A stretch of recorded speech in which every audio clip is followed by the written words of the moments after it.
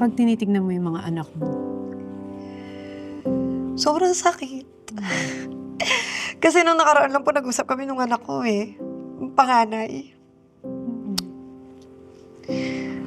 First time po na iniyakan ako nung anak ko sa nangyari sa amin ng daddy nila. Kasi yung anak ko po isa magsi-7 na. Eh, nabuhay na naman yung galit ko kay Pats. Tingnan mo ginawa mo sa anak ko. Ba't umiyak ang anak mo dahil sa nangyari sa inyo? Nag-usap po kasi kami. Kasi ang tagal po na hindi kami nag-usap. Hindi ko po kinakausap pa yung mga anak ko thoroughly. Pero early pa lang, alam na po nila na hiwalay na kami ng daddy nila. Sinabi ko na po agad. Naghiwalay kami ng daddy niyo, your daddy cheated on me.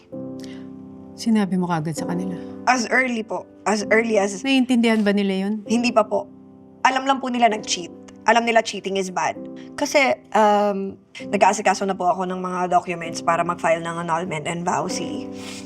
Pero, nag-iisip po kasi ko, sabi ko po sa anak ko, anak, kasi hindi ko pa po alam eh kung ano yung parang mga grounds, baka interviewin yung anak ko, ganyan. So, sabi ko, anak, alam mo kung bakit hindi na magkasama ang mommy at daddy, di ba?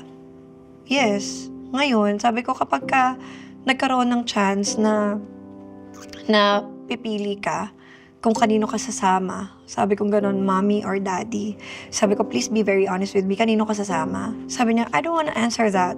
Sabi ko, bakit? Sabi niya, cause I love you both equally. Sabi niya gano'n. Sabi ko, kinuha ko siya, ginanong ko siya, tapos niyakap ko siya. Sabi ko, I'm sorry. Sabi ko, sorry anak. Doon lang ako nakapag-sorry sa anak ko. Sorry, hindi ko na talaga kaya makipagbalikan sa daddy mo. Sorry. Sorry kung nasaktan kita. Nasaktan ka ng daddy mo. Sorry. Sabi ko, hindi ito yung family na pinangarap ko para sa'yo. Kasi may follow-up siya, sabi niya sa akin, but mommy, I just want a complete family. Sabi niya gano'n. Kaya daw hindi siya makapili. Kasi alam niya pag pumili siya, ibig sabihin, buklod na eh.